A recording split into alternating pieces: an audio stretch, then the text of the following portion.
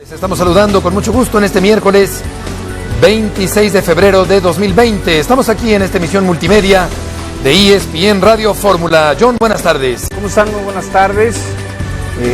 Comenté en mis redes sociales en ESPN Radio Fórmula y que hoy en NFL les iba a decir del futuro de Tom Brady en NFL Live. A las 5 de la tarde les puedo adelantar que va a seguir jugando, en mi opinión. ¿No con los Vaqueros? No con los Vaqueros, no con los Chargers, no con los Raiders. Para mí va a jugar con los Titanes de Tennessee. Al ratito les explico el por qué. No hay nada que confirmar, no hay nada que les pueda asegurar, pero de toda la información, el mundo de la PGA Tour tiene muchos amigos con el mundo de la NFL. Entonces pude juntar algunas ideas, por eso llego a la conclusión. Está muy peleado con los Patriotas, no va a regresar a Nueva Inglaterra, y en mi opinión, sin confirmar nada, Tom Brady será el próximo quarterback de los Titanes de Tennessee. Correcto, John, ya nos dirás más sobre el futuro de este célebre deportista importantísimo del fútbol americano. Ciro Procuna, buenas tardes. Buenas tardes, un gusto saludarles. 0-0 van en el Bernabéu el Real Madrid y el Manchester City. Una confrontación muy interesante. Abuchearon a Guardiola cuando se le anunció en el sonido local, en la alineación del Manchester City. Y bueno, también de eso hablaremos sobre el final del programa. De lo que menciona John hace sentido porque tiene un equipo con condiciones en una división que no es la más competitiva de la NFL. Es de esos equipos que sienten que están a un quarterback de poderla pegar más alto todavía. Ryan Tannehill fue un experimento que les funcionó de manera inesperada. Tienen un estupendo corredor en la persona de Derek Henry, hay línea ofensiva. Entonces, vaya, es algo que podría cuadrar. Y el head coach es su brother. Exactamente, Mike Vrabel, de hecho, jugaron juntos. Y también creo que es una especie de demostración de Tom Brady hacia, pues, todo lo que se habla de quién es mejor que el otro, de Brady, Belichick. ¿Cómo les va sin mí?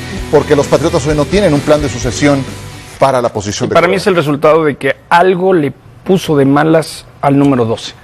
Algo pasó en Nueva Inglaterra que Brady está molesto y está dispuesto a irse a otro equipo. ¿Te acuerdas las versiones de hace 2 años? Sí. En ese sentido, bueno, pues esas versiones, todo parece indicar que ese río sonaba. Dice Héctor, buenas tardes. Héctor Huerta, buenas tardes. Este calendario, si sí se diera lo de Brady, yo creo que sí se va a dar, sería Tom Brady en Lambeau Field contra los Green Bay Packers de Aaron Rodgers. Ese partido desde ahorita, ESPN, NBC, CBS y Fox se lo estarían peleando, ¿no? Y otra cosa muy importante, la información que tengo es, por ahí del 16 de marzo al 19 de marzo, 20 de marzo, esa es la fecha cuando Tom Brady habrá tomado la decisión y estará firmando un nuevo contrato. Insisto, no tengo cómo confirmar nada. Yo, en mi opinión, de toda la información que junté, pienso a título personal que Tom Brady es el próximo. ¿Y eso cuándo se resolvería?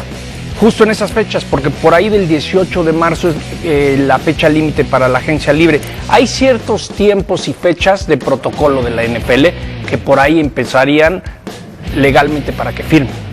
Perfecto. Y por lo que toca al fútbol, Héctor, ya decía Ciro que van 0-0 el Madrid.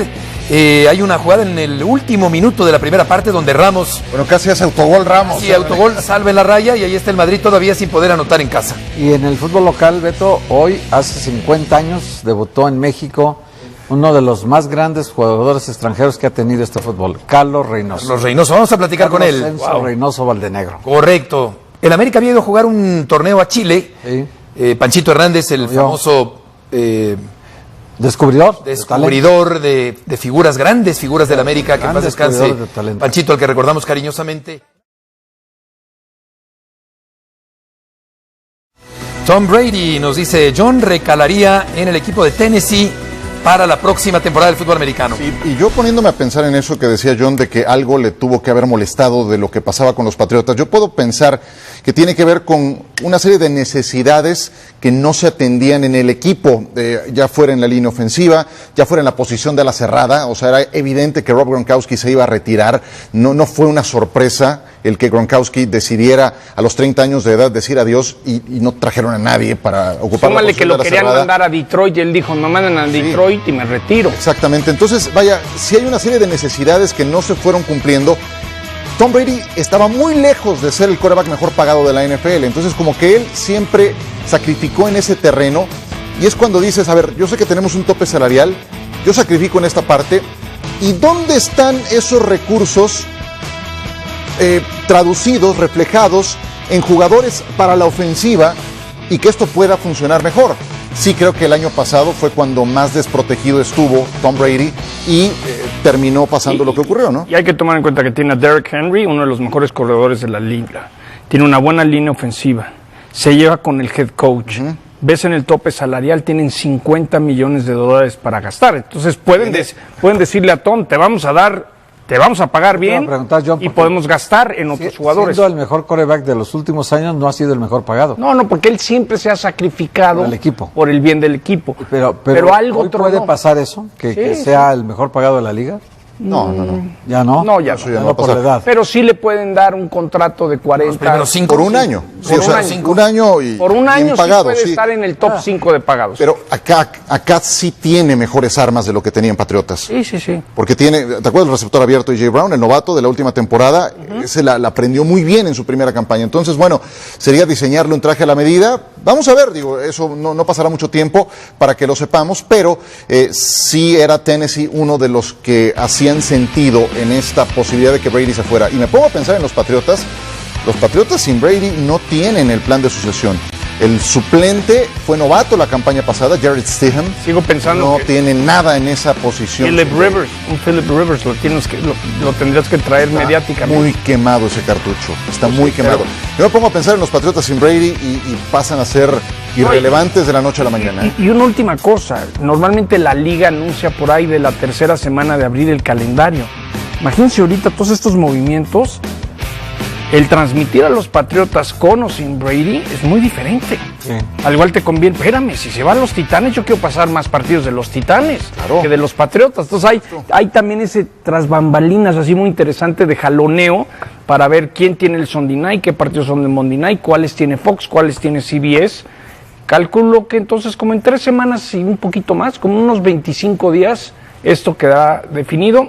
Para cerrar el tema, en mi opinión, Tom Brady será el próximo quarterback de los Titanes de Tennessee. No tengo nada para confirmar así. Ampliaremos el tema en NFL Live, ¿no? 5 de la tarde. Sí se rompería este círculo virtuoso, digamos, donde puedes combinar un dueño como el señor Kraft, un coach como el señor Belichick, un quarterback como este y una afición como la de los Patriotas. Yo creo que es pocas veces que se da esto, por eso es un equipo histórico, ¿no? Que lograron ellos. No, bueno, fue un matrimonio que ha durado 20 años juntos. O sea, ¿Cuánto duraron los Beatles? Tú que eres No, 10 años. 10 años, exacto. Y ya había pero siguen vivos 60 años después, ¿no? Exacto, entonces acá 20 años de matrimonio no se aguantaron que ha funcionado. 10 años, sí, claro.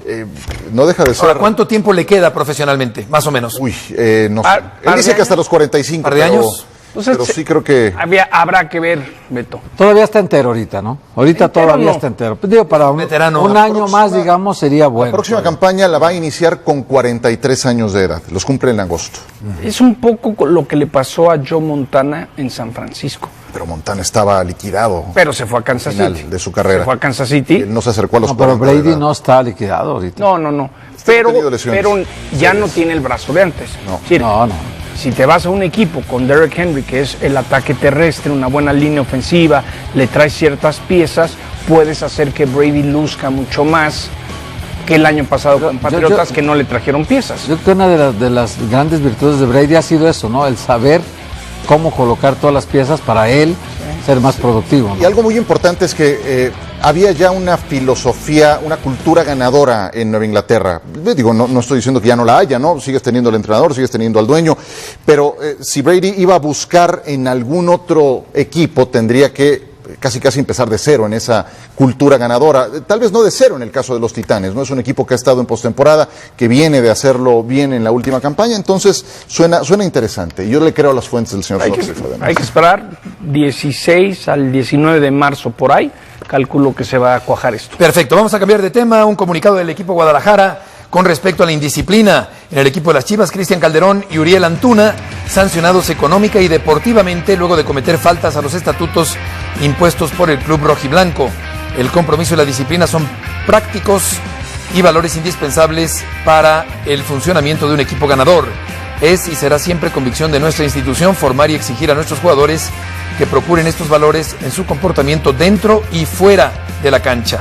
En congruencia con el sistema de consecuencias que rige nuestro código de conducta, hemos aplicado una sanción económica y deportiva a Uriel Antuna y Cristian Calderón por las recientes faltas cometidas a tales estatutos. Fíjate, Beto, que era la primera gran prueba que tenía Mauri Vergara para que empezara a ejercer un liderazgo que se sienta firme, ¿no? Que se sienta sólido. Porque en este ínter en que no mandaba nadie, en el que don Jorge estuvo enfermo, en el que Higuera tenía ahí una participación medio extraña ahí, sin mucho conocimiento del tema de fútbol, se dieron aquel bailecito en la alberca de la Chofis López, ahí a la víbora de la mar. Se dio aquel choque de Pulido donde él se sale del carro, se mete a una tienda y mientras le habla a alguien para que lo suplante como chofer del accidente. Se da también el choque de Edgardo Marín a altísimas horas de la noche en la carretera. Se da también aquel jueguito de shots en un cumpleaños de la esposa de Alexis Vega, que sale en redes sociales. Se da también el Chofis y Ponce de fiesta los dos, haciéndose también público en redes sociales. Se da el asunto de Calderón ahora, en el mandato de Amaury Vergara, se da el asunto de Calderón, se da el asunto de Antuna, y dice hasta aquí. Vamos a empezar un liderazgo firme, y me parece que fue la mejor decisión que pudo haber tomado la directiva, de decirle a todo el plantel, en adelante va a ser así la cosa. Claro, yo le pregunté a Mauri, aunque no salió al aire la respuesta. ¿Por qué, Beto? Pues porque editan fatal, pero porque no jerarquizan, porque no revisan bien las entrevistas. Bueno, jerarquizar la información, no es fácil, ¿eh? Bueno, no es fácil. Lo que sí es un hecho es que... Pero se puede hacer. Hombre, los que saben hacerlo, lo saben hacer. El tema de la indisciplina ha sido un problema de hace mucho tiempo en Guadalajara. Mucho tiempo. Mira, yo recuerdo alguna vez lo platiqué con Almeida, siendo Almeida el entrenador, y me comentaba que ese era un problema que tenían que encarar de una manera decidida, ¿no? Entonces no es una novedad, pero ahora me explico por qué estos dos jugadores han rendido tan poco en la parte deportiva. Yo creo que están muy conscientes a Mauri y Ricardo sobre esta problemática, tan es así que por eso es que a Mauri me respondía que claro que era importante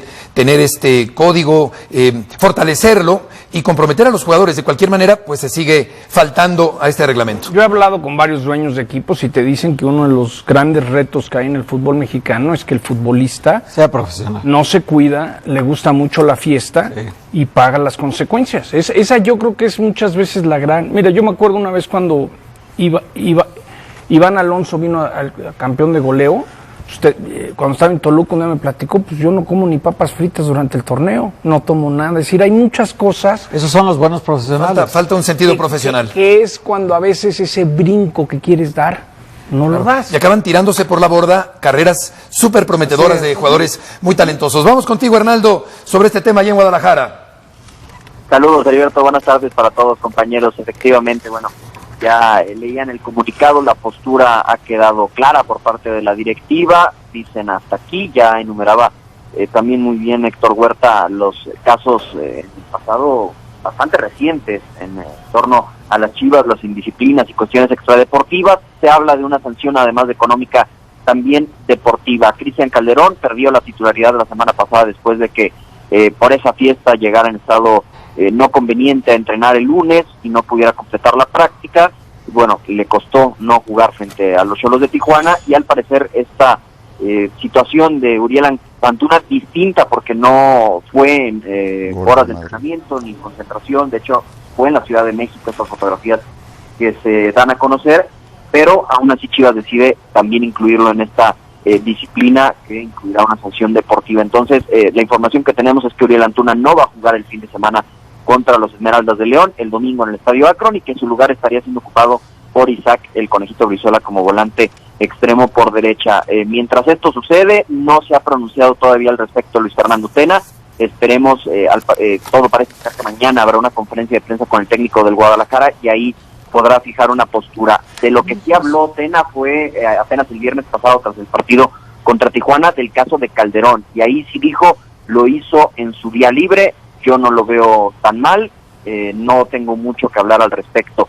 Luis Fernando Tena se ha caracterizado por tratar de cuidar a sus jugadores, a sus grupos, cuando este tipo de situaciones se dan. Le pasó en Ecuador previo a aquella Copa América con la selección nacional sub-23, y la gran parte de ese grupo terminó siendo campeón olímpico. Así es que Luis Fernando tratando de distanciarse un poco, Heriberto, compañeros, de la postura que se ha fijado enérgicamente la directiva de Ricardo Peláez y a Mauri Vergara. Oye, Hernando, pues ojalá que sea el mismo desenlace de aquella que terminó con la medalla de oro olímpica colgada en Londres, pero también hay que reconocer que en esa ocasión el Chepo de la Torre, que era el técnico de la selección mayor, venía él creo que de competir en la Copa de Oro, de terminar de competir, ni cuenta se dio lo que pasó.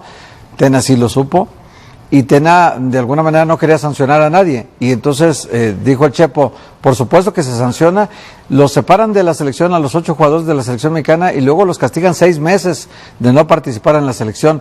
En este caso, Tena, ¿qué va a hacer ante esta situación? Regresamos con lo que establecías, Héctor, sobre el momento del Guadalajara y la indisciplina. Sí, para preguntarle a Hernando, porque digamos que la sanción económica la aplica la directiva y se verá reflejada en la nómina del jugador, pero la sanción deportiva se la tienen que comunicar al técnico para saber si los puede tener en la banca, si ya no van a ser titulares, si tienen que ir a la sub-20. ¿Tú qué sabes de eso, Hernando? Mira, Héctor, lo que yo sé es que no va a jugar Uriel Antuna el fin de semana. Todavía, te soy honesto, desconozco hasta este momento si va a jugar con la categoría sub-20, si no va a jugar, si va a salir a la banca, como hizo Cristian Calderón, que es el antecedente más reciente, apenas la semana pasada, después de esta situación que viviera, que faltaron o no pudiera terminar un entrenamiento y todo. Bueno, le terminó costando, pero solo hasta llegar a ser suplente y estar en la banca contra Tijuana. Hasta el momento es la información que tenemos, que Uriel Antuna no va a jugar contra los Esmeraldas del León el fin de semana, que no va a arrancar, vaya. Seguramente mañana, cuando hable Luis Fernando en conferencia de prensa, podremos tener un panorama mucho más amplio. Con respecto al Atlas, la situación delicada de un equipo partido, sin reacción, sin fútbol, sin ataque, una crisis severa del Atlas de Guadalajara, que perdió en casa ante el Pachuca el fin de semana anterior. ¿Cómo andan las cosas en la guarida rojinegra? Calientes, Heriberto, sobre todo la madriguera. El Puente del Río, hay que decirlo así, no cayeron nada bien entre la afición del Atlas, más allá de las 3 derrotas, que vayan, no es que se acostumbren, pero le daban cierto crédito al entrenador de los Zorros, pero sus declaraciones el último fin de semana en torno a que jugar a lo Atlas, y Héctor sabrá perfectamente lo que significa esto. Cayó simpaticísimo con la gente del Atlas. Lo que él quiere con su equipo, cayó muy mal esta declaración con la afición. Están metiendo mucho ahora con Rafa, 3 derrotas, incluso el interino Omar Flores logró sacar 3 puntos en el único partido que dirigió. Leandro Cufré fue y ganó con este mismo equipo al Azteca, al Cruz Azul, que hoy está en la parte alta de la tabla, y sin embargo Rafa con 2 partidos de local no ha podido sumar ni siquiera un punto. Viene el partido contra Santos y después el Clásico Tapatío. Les diría que después del Clásico Tapatío, si la racha continúa de esta forma, podrían haber medidas en el campamento de los Zorros. Wow. Hernando, John, buenas tardes. Me imagino que para Mauri debe ser durísimo. Ya no está Alan Pulido. Se habla mucho que a Alan le gusta la fiesta. Es decir, ¿qué puede hacer Chivas? Pareciera que en la Perla Tapatía nomás no se portan bien. No solo Chivas, también Atlas tiene Sí, en general en la Perla, ¿no?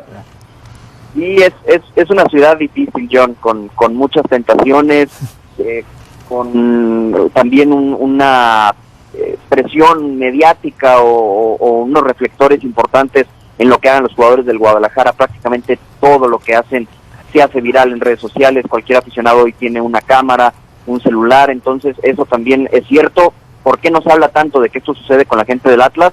Porque no tiene los reflectores que sí tiene Chivas, y como bien dice Héctor, también sucede con Atlas. Cuando estaban los Tecos también sucedía. Es algo que viene con la ciudad, pero que no... habla también del profesionalismo de cada quien. Yo te puedo hablar de muchos jugadores de esta misma generación que fueron campeones en 2017 y que jamás se les supo ningún escándalo. Me parece que ya es un tema más personal, y hoy sí fija una postura Ricardo Peláez de que esto no se va a permitir, porque realmente es algo individual y que va pues en cada jugador y su profesionalismo. Correcto, Hernando. Muchas gracias por la información. Buenas tardes. Buenas tardes. Ahora que escucho todo esto, viene a mi mente una entrevista que escuché hace no mucho con Jimmy Johnson, el que fue entrenador de los Vaqueros de Dallas, que hoy está en el Salón de la Fama. Él fue entrenador de grandes equipos, de jugadores llenos de talento. Y le preguntaban en la entrevista qué tan difícil era tratar con grandes jugadores. Y Jimmy Johnson decía, no es tan difícil, porque a los grandes jugadores no tengo que convencerlos de que entrenen, de que sean puntuales, de que vean video, de que se cuiden, de que se recuperen. El buen futbolista, el buen jugador es integral. Profesional. El buen profesional.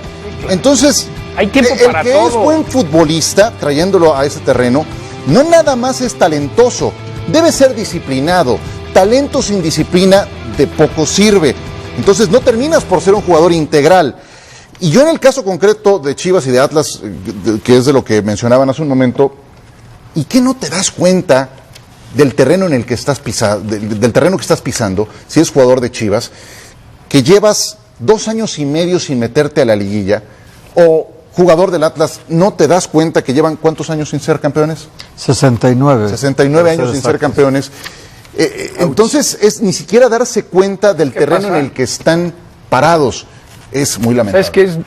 Y lo tengo que decir así, la falta de educación, la falta de preparación. Eso tiene mucho que ver. Valores. La frase que siempre digo que les da el problema de la Louis Vuitton y el Corvette amarillo. Yo creo que un chavo de 20, 22 años que de repente le caigan Sí, se deslumbra. 8 o 9 millones de pesos al mes o más de sueldo, ¿no? Y de repente se vuelven Rob Lowe o Brad Pitt, ¿no? De repente son los galanes de galanes, porque esa lana les da el derecho a muchas cosas que a veces están ahí en las tentaciones. Yo recuerdo cuando Jared Borghetti fue el primer mexicano en llegar a la Liga Premier con el Bolton, pues a Jared, me acuerdo que con todo le dieron una lista y te lo están pidiendo. O sea, nosotros no te vamos a concentrar en un hotel, juegos de casa, tú tienes la responsabilidad de llegar a tiempo y comportarte. Sí. El tema del alcohol, tú sabes cuándo sí, cuándo no hay. Tiene que ver también con una cultura. Claro que siempre hay fiesta, aquí a uno le puede gustar la fiesta, pero hay el momento cuando se puede o no se puede. Y acuerdo. sí creo que México no ha dado ese brinco, en parte, por ser tan reventado el futbolista mexicano. Claro, yo le preguntaba a Mauri si había que firmar un compromiso, una carta compromiso de disciplina, o si se tiene que dar por hecho que el futbolista comprenderá esta idea de que hay que portarse bien, de que hay que ser profesional. No lo comprendo. Lamentablemente no hay ese concepto. No lo comprendo. Es decir, no en No todos, todos, obviamente. no todos, claro. Pero ya se ve que a pesar de la lectura de esa carta, el jugador del Guadalajara o los jugadores o algunos de ellos siguen faltando a ese reglamento. Vamos a cambiar de tema para hablar sobre la máquina cementera del Cruz Azul, que ganó 4-0 al Portmore United en la cancha del Estadio Azteca el día de ayer. Sí, bueno, gana el equipo de Cruz Azul, costó este partido. Tuvo, vaya, si uno pone los 180 minutos juntos, le costó al Cruz Azul, especialmente en el juego de ida, que esta vez logró la remontada. Y después de que cayó el primer gol empezaron a llegar en cascada ya sobre la segunda mitad. De lo destacable a comentar en este partido, el debut de un futbolista, en el caso de Robert Dante Siboldi, le da la oportunidad a Josué Reyes. Cepelini cobra un penal a Lopanenka, ya el juego estaba definido, golazo de Orbelín Pineda para abrir la cuenta. Y bueno, termina por ser una exhibición positiva para Cruz Azul. Me sorprendió la entrada para hacer un día como el que fue en martes por la noche, día laborable, el penal medio dudosón y después el cobro así a Lopanenka. En fin, gana Riesgoso. claridad y ahora espera al vencedor de León y de Los Ángeles FC. Este jugador cayó muy bien, Jonathan Borja. Hizo un gol, dio un pase de gol, el de la asistencia previa al gol de Orbelín lo hizo él. Solo jugaron 2 titulares del Cruz Azul, solamente Vaca y Romo. Los demás 9 son jugadores que habían estado en la banca o entrando de relevos. Debutante Jonathan Borja, ya convirtió un gol. Cayó muy bien entre la gente Jonathan Borja. Es el jugador que llegó de último momento, que poca gente espera, y es lo que decía Jaime Ordiales. Él tiene visoriados jugadores hace años.